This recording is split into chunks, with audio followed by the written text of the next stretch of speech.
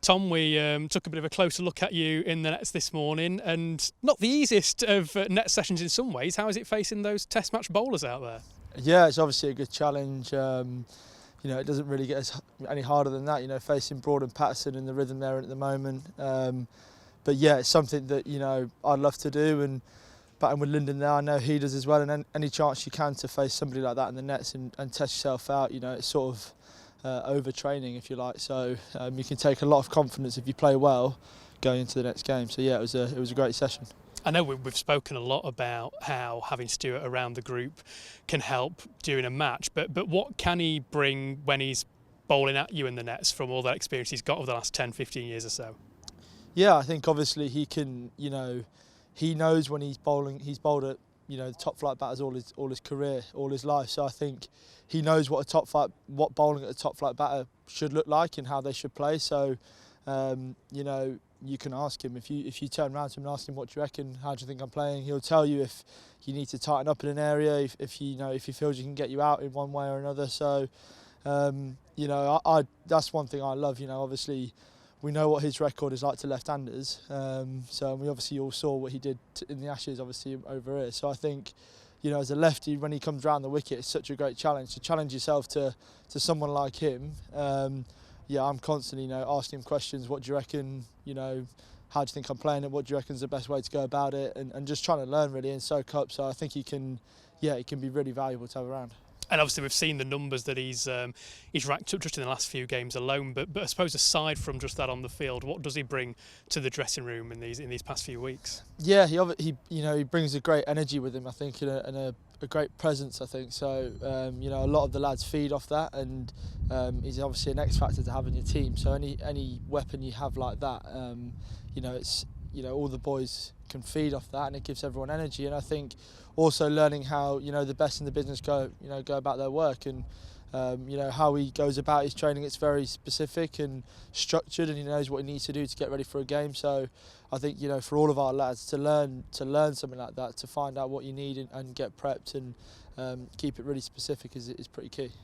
How important are net sessions like this morning, where maybe it's not just about opening the shoulders and trying to clear the ropes, but that kind of practice on hunkering down a little bit more maybe? Yeah, they're massive. I think I think they're sort of match practices. I think it felt in there today. I remember chatting to Lyndon and we said it felt like a tough period in a game, and I think if that's on in practice 2 days out before the game, I think we're doing something right, and the environment we're creating in our practices. So I think coming in today, to be able to try and replicate that against two of our senior bowlers and international bowlers, it's great practice for anyone, and obviously luckily enough we can have that and try and capitalise on it. And I don't think anybody, and I certainly don't take it for granted, and when you get opportunities like that to train and almost put yourself in that pressure scenario without being in the game, we're very lucky to have that. We saw some of your sort of earlier parts of your session today where you were just warming up facing throws and maybe just going with your hands rather than too much foot movement in those early stages. Where did that kind of approach come from to work for you?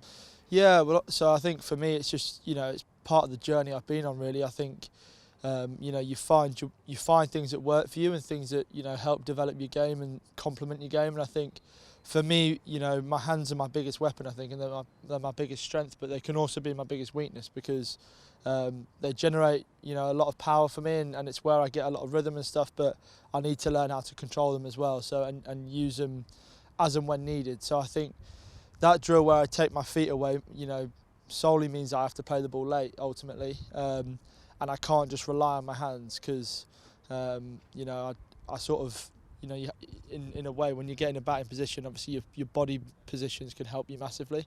So I think by taking away some key movements, you sort of have to put more focus on other areas like playing late. And we obviously know in England in red ball cricket, playing late is one of the biggest things you need to do as a batter. So that's the main drill really, and it also allows me to find my rhythm and find where my hands are and how I'm hitting the ball, and then as I progress that forward I sort of put my feet into it and stuff like that, and sort of just build it up and sort of gradually get into then facing bowlers and facing Stuart Broad and Patterson and trying to do well.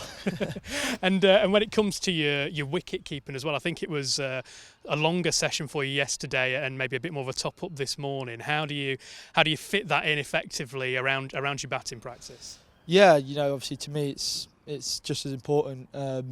Keeping's obviously my other main skill. I wouldn't call it.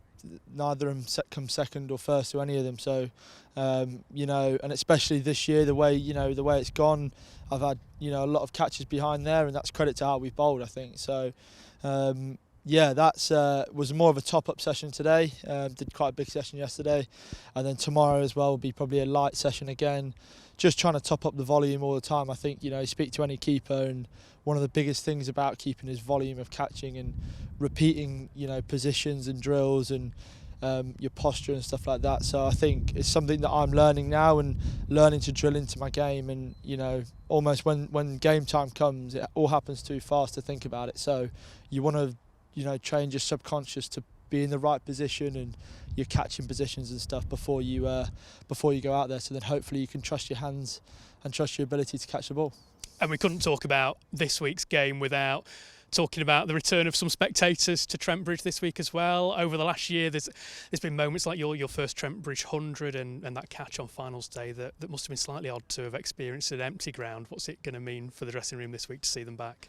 Yeah, I think everyone's looking forward to it. Obviously, it's been a long time coming for us, and to get the fans back in the ground, I think we can't wait to just see them all. I think we're one step closer to some normality, I think, and I think it'll be great to see them all, and hopefully the cricket we're playing we can carry that on and put on a good show for them as well.